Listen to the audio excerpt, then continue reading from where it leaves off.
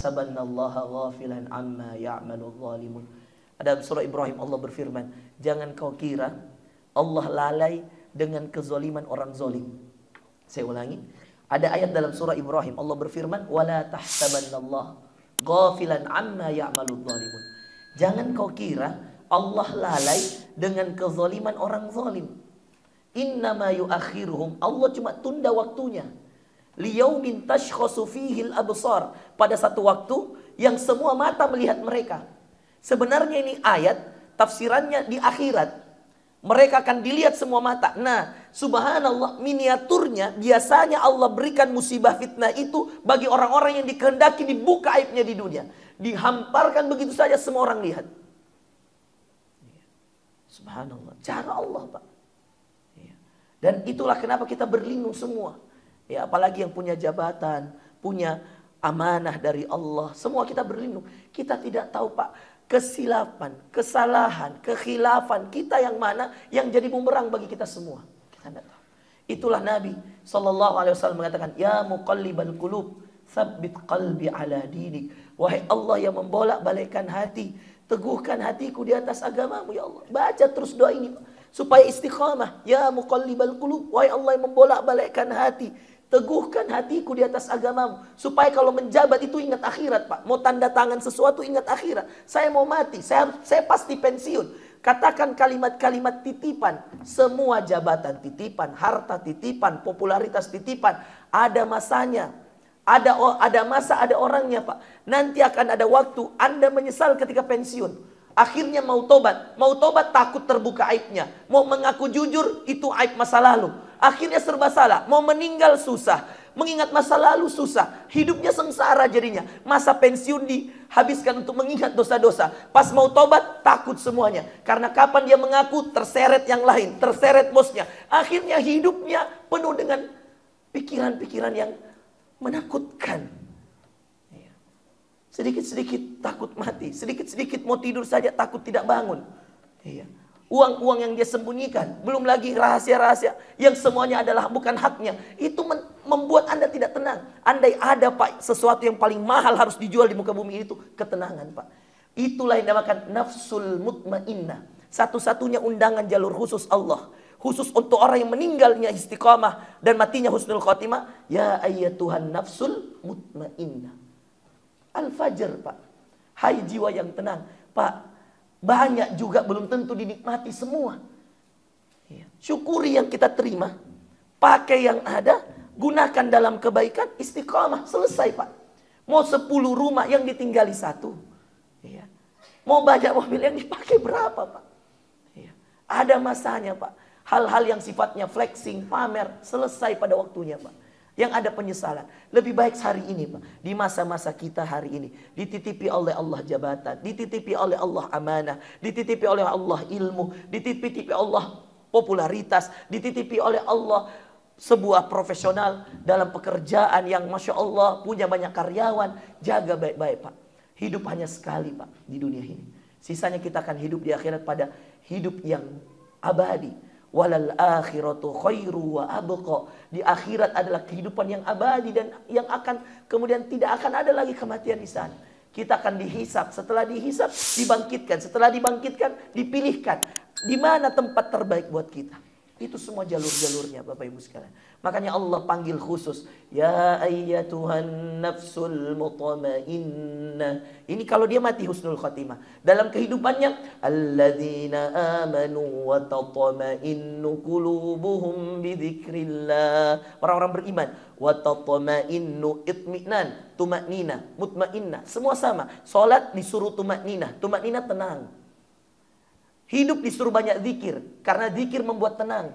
Mati dianjurkan mutmainnah. Supaya tenang. Jadi Masya Allah. Hidup itu cuma butuh tenang, Pak. Menang itu takdir. Kalau Anda berlawan. Misalkan mau jadi direksi di sebuah bank. Misalkan mau jadi direksi di sebuah perusahaan. Anda maju menjadi calon. Terpilih, menang itu takdir. Menang belum tentu tenang. Tapi tenang inilah kebahagiaan utama. Maka coba lihat Allah menyebutkan Pak Ar-Ra'd, alladzina amanu wa tatma'innu qulubuhum bidzikrillah. Orang-orang yang beriman, hatinya jadi tenang karena ingat Allah, zikir. Makanya Nabi mengatakan pada Mu'ad, wallahi ya Mu'ad, demi Allah wahai Mu'ad, jangan pernah tinggalkan doa ini supaya kau selalu tenang. Setiap di ujung penghujung sholatmu sambil dipegang, sambil pakai nama wallahi. Nabi jarang-jarang ajarkan doa pakai kata-kata wallahi, Pak. Nabi bilang wallahi ya Mu'ad, demi Allah wahai Mu'ad, jangan pernah la tada'anna dubura kulli shalah. Jangan pernah kau tinggalkan wahai Mu'ad. Setiap di ujung sholat, sebelum salam atau setelah salam, engkau membaca Allahumma a'inni ala dzikrika wa syukrika wa husni ibadati. Baca gini Pak. Coba ikut saya. Allahumma a'inni ala dzikrika wa syukrika wa husni ibadatika. Satu-satunya doa ini Pak. Pakai wallahi Nabi Pak. Demi Allah Mu'ad. Apa artinya ini Pak? Doa. Coba kita lihat kalimat ini. Jangan pernah tinggalkan di penghujung sholat. Sebelum salam atau setelah salam kata Nabi. Engkau baca Allahumma ya Allah a'inni, bantu aku ya Allah, ala dzikrika, untuk selalu berzikir padamu, mengingatmu. Suruh kita banyak-banyak zikir. Untuk apa banyak zikir? Seperti ayat dalam surah Ar-Ra'd, orang-orang yang berzikir dan hatinya jadi tenang. Jadi Nabi tidak suruh kita menjadi pemenang Pak. Karena kalau kita istiqomah, kita pasti menang. Iya. Kita pasti menang. Kemenangan itu Allah yang berikan. Makanya hayya 'alal falah, ayo menuju kemenangan. Apa kemenangan itu? Salat. Dan salat itu untuk apa? Tenang. Makanya Nabi pernah mengatakan arihna biha ya Bilal. Wahai Bilal, biarkan kami beristirahat dengan itu. Dengan apa? Dengan salat, Pak. Maka orang yang kemudian mohon maaf punya jabatan, punya harta, kapan dia lalai salat, jatuh, percaya saya. Kunci utama istiqamah dalam memegang jabatan, memegang amanah, sholat Pak. Sedikit saja diremehkan, habis. Ya. Seandainya Anda tanya ini orang-orang yang korupsi semua, tanya, cek bagaimana sholatnya. Ya. Saya pernah datang, saya tidak usah sebutkan, mantan menteri Pak, Anda kenal. Ya. Kalau saya sebut nama, tapi ini sudah lalu. Saya datangi dia. Ya. Saya tanya, iya bagaimana kabar ta? Sehat-sehat jeki Ustadz. Nasihati saya Ustadz. Banyak salahku Ustaz, banyak dosaku Ustaz. Dulu banyak sholat saya tinggal. Pertama dia bilang, banyak sholat saya tinggal. Di penjara dia sholat. Di luar penjara memang yang paling sering dia tinggalkan sholat. Dan dia disebut di sana, banyak sholat saya tinggal Ustaz. Yang bikin tenang Pak, sholat. Kapan kita tidak sholat? Selesai kita. Jangan lalu kita coba-coba jauh-jauh dari sholat Pak. Itulah kunci utama kita bahagia. Kunci utama kita tenang. Makanya Nabi sampai bilang begini sama Bilal. Bilal, adzanlah cepat supaya saya tenang ini Bilal. Nabi saja menenangkan diri dengan sholat. Arihna biha ya Bilal. Makanya Nabi pernah mengatakan begini Pak. Pada hadapan semua sahabat. Termasuk sahabat-sahabat senior, junior. Beliau bilang begini. Ju'ilat qurratu ain. Kamu tahu tidak para sahabat sekalian? Apa yang paling menenangkan dan menyejukkan hati saya? Penasaran para sahabat. Apa ya Rasulullah? Kata Nabi, ju'ilat qurratu aini fis shalah. Saya dijadikan penyejuk hati saya itu. Yang membuat hati saya selalu tenang kalau saya sholat. Ini dibenarkan lagi lewat perkataan lisannya Aisyah radhiyallahu anha. Aisyah istri Nabi pernah bilang begini. Kana Nabi sallallahu alaihi wasallam idza hazabahul amr fazi'a ila shalah. Nabi itu kalau ada sedikit perasaan di hatinya tidak nyaman, segera dia ambil wudu, dia sholat. Orang sekarang gampangnya meninggalkan sholat. Padahal dia bukan Nabi. Nabi dengan semua kekhususannya cari tenang, masih cari tenang. Padahal dia sudah Nabi Pak. Dengan semua permasalahan dunia. Karena Allah sendiri yang bilang bahwa Nabi juga gelisah. Gelisahnya Nabi itu kalau ada orang yang didakwahi menyembah Allah, dia tidak mau menyembah Allah. Maka Nabi menjadi sempit. Apalagi kalau orang itu mengejek-ngejek Allah. Apalagi kalau orang itu mengejek-ngejek tentang syiar Islam. Nabi sedih. Tapi kalau Nabi dihina pribadinya, Nabi tidak pernah merasa sedih. Karena dia menganggap itu angin lalu Pak. Dipukuli di Taif. Bahkan malaikat penjaga bukit di Taif mengatakan, seandainya kau biarkan saya wahai Muhammad, kau izinkan letakkan bukit-bukit di Taif, di atas penduduk Taif, saya lakukan sekarang. Apa kata Rasulullah? Jangan, ini kaum-kaum saya belum mengenal saya. Di Taif dia maafkan orang sambil berdarah-darah. Sender di pohon Pak. Subhanallah. Di Taif itu diludahi sama Yahudi. Yahudinya sakit, dia jenguk. Kalau Nabi sudah selesai dengan urusan dunianya Pak. Dirinya tidak ada dendam, tapi masih sempit hatinya Nabi. Kapan sempit? Ayatnya dalam Al-Hijr. Kata Nabi, kata Allah kepada Nabi, "Walaqad na'lam annaka yadhiqu sadruk bima yaqulun." Saya tahu wahai Muhammad, hatimu sedang sempit atas omongan-omongan, ejekan-ejekan mereka. Orang-orang yang membenci Islam. Kapan? Ketika mereka mengejek Allah, ketika mereka mengejek Islam, ketika mengejek syiar agama, salat, puasa. Nabi di situ sempit hatinya. Ketika mereka menolak dakwah Nabi, ketika mereka menolak tauhid. Kalau untuk diri Nabi sudah selesai, Pak.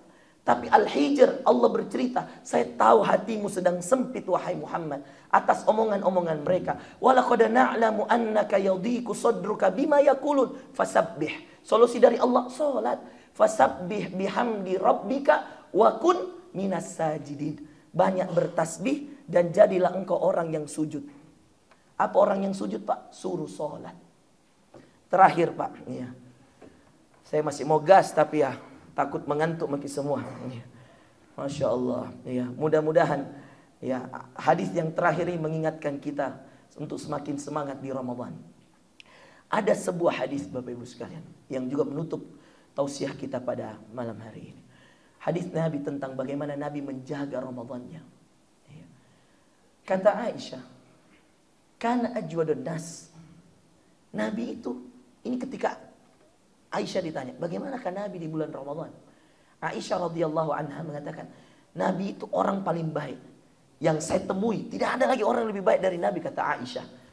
Wa kana ajwada ma yakun fi Ramadan. Dan sebaik-baik Nabi, Pak, kata Aisyah, sebaik-baik Nabi ketika bulan Ramadan.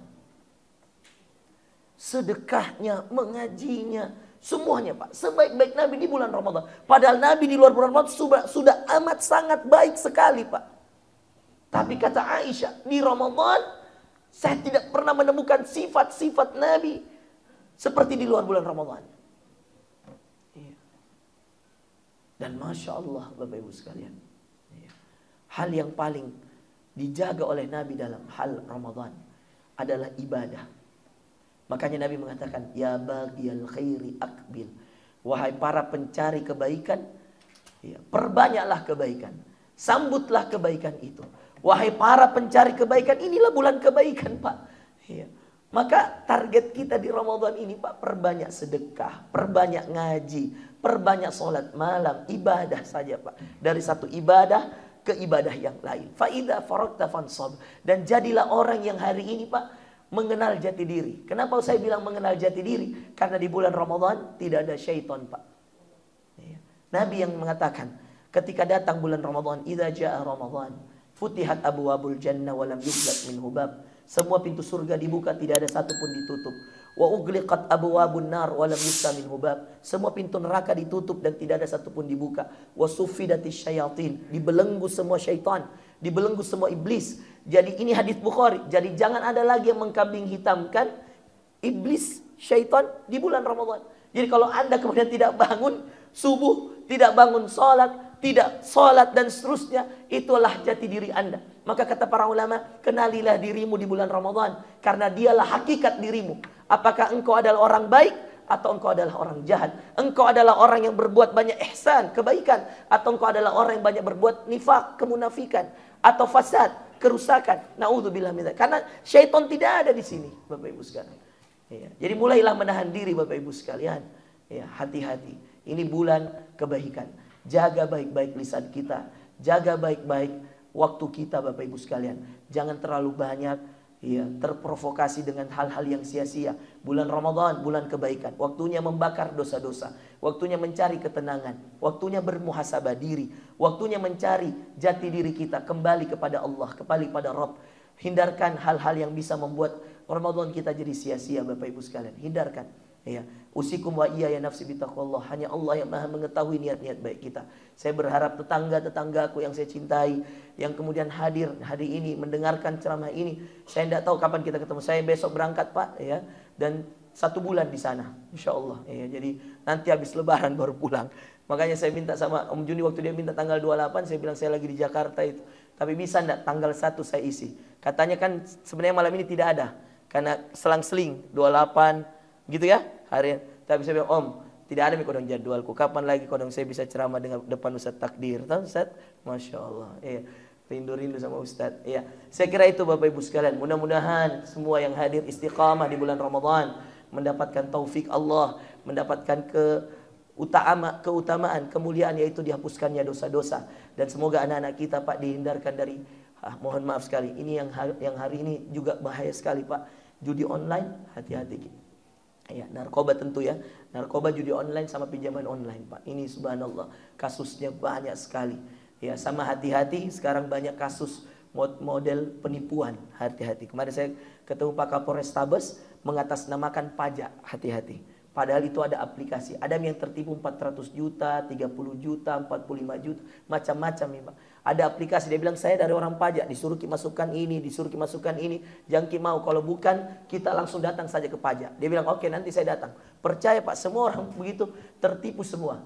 Ya, bahkan ada yang sampai 400 juta itu. Kemarin saya ketemu dengan Pak Kapolres, lagi kita incarin Ustaz. Masalahnya uangnya di store ke Kamboja. Bayangkan, di Kamboja itu uang Pak. Jauhnya itu lari, pakai aplikasi. Jadi orang langsung tersedot, karena dia sudah kasih data, langsung tersedot anunya Pak, uangnya di rekening. Subhanallah, naudzubillah. Dan itu semua ada mafia-mafianya yang sangat banyak sekali.